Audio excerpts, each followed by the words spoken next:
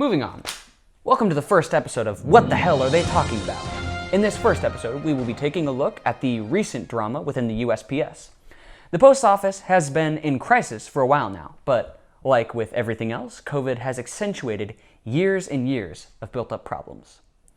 The USPS has been struggling to balance its budget ever since the mid-2000s, when Congress passed a bill that made it so that in 9 years, the USPS would have to put aside almost all the money it would need for 75 years of pension funds.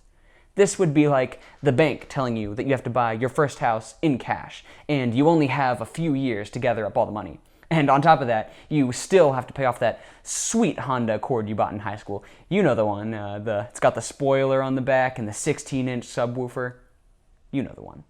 This move caused the USPS to lose $62 billion over the time period allotted, effectively bankrupting them. Why is this so important in 2020? Why is anything important in 2020? COVID. During a pandemic, untold amounts of voters will want to submit mail-in ballots to avoid getting sick. So you'd imagine that the logical thing to do would be for Congress to pass a bill that gives the post office more money, right? I mean, after all, the USPS is a constitutionally protected office, so that would make sense, right? Well, as it turns out, the sitting president has gone on record stating that he will not support any bill that gives money to the USPS because it would support mail-in voting, which he believes is fraudulent. On top of refusing to give the USPS more funding, Trump has installed a new Postmaster General, DeJoy, a campaign megadonor. And while it's not uncommon for presidents to put donors in key positions, it is troubling due to this tiny little detail. DeJoy and his wife hold more than $30 million in assets with USPS competitors like XPO Logistics, JB Hunt, and the UPS. That's what us kids on the block like to call a little conflict of interest. So, what has the new postmaster done to fix the USPS? Well, for starters, he has cut overtime pay and he has curtailed late trips from mail carriers and overhauled the agency's leadership. This has led to mail piling up all across the country, from Pennsylvania to Ohio to Iowa. Why is DeJoy doing these things? Is he just a shrewd businessman trying to balance the books? Maybe, that's possible, but we are missing one important piece of this very ugly puzzle: Trump's calculated attacks on the integrity of mail-in voting. Is DeJoy just trying to help his buddy Trump suppress the vote in order to get reelected? Is he doing all of this for Trump's benefit so he can one day get that trademark aggressive handshake, feeling his pride swell as his arm is yanked back and forth like a wayward ship on a restless sea on a moonlit night? So what has Trump said about mail-in voting? Well, he's called it fraudulent and inaccurate, for starters. And this is an interesting claim because almost every study conducted into voter fraud has said the same thing. It's just not a problem.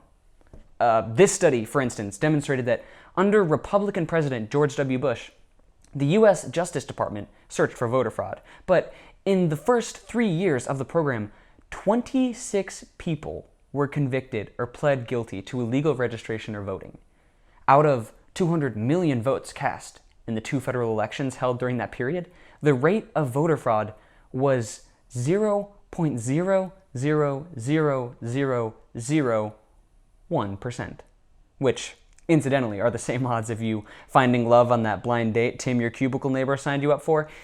You know Tim. I know Tim. Trump also tweeted that mail-in voting will lead to the end of the Republican Party. Another claim that there is just no evidence for? I don't know. From these facts, what can we possibly conclude? Well, for starters, we know that Trump is underfunding the post office in a concerted effort to disenfranchise and endanger millions of Americans.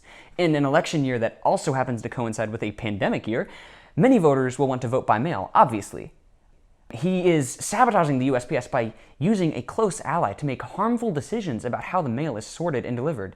And you might be wondering, yeah, it certainly looks that way, but can we possibly know that for sure? If we don't make a deal, that means they don't get the money. That means they can't have universal mail-in voting. Out loud and on national television, the president told Fox Business that one reason talks with Democrats on new coronavirus funding have collapsed is because Democrats want more money for the post office, which he thinks will lead to more mail-in ballots. They want $25 billion for the post office. Now, they need that money in order to have the post office work so it can take all of these millions and millions of ballots.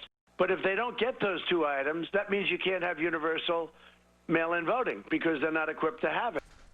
So there you have it. The sitting president of the United States is actively sabotaging a government agency in order to deny people access to the polls. And if that isn't cause for concern, I frankly don't know what is. Luckily, almost all states that allow mail-in voting give voters the option to submit their ballot early. So, if you are planning to vote by mail this year, make sure to submit your vote nice and early so it has time to be counted. Here are some very helpful tools to help you get ready for this November election. Thank you so much for watching. We'll see you next time.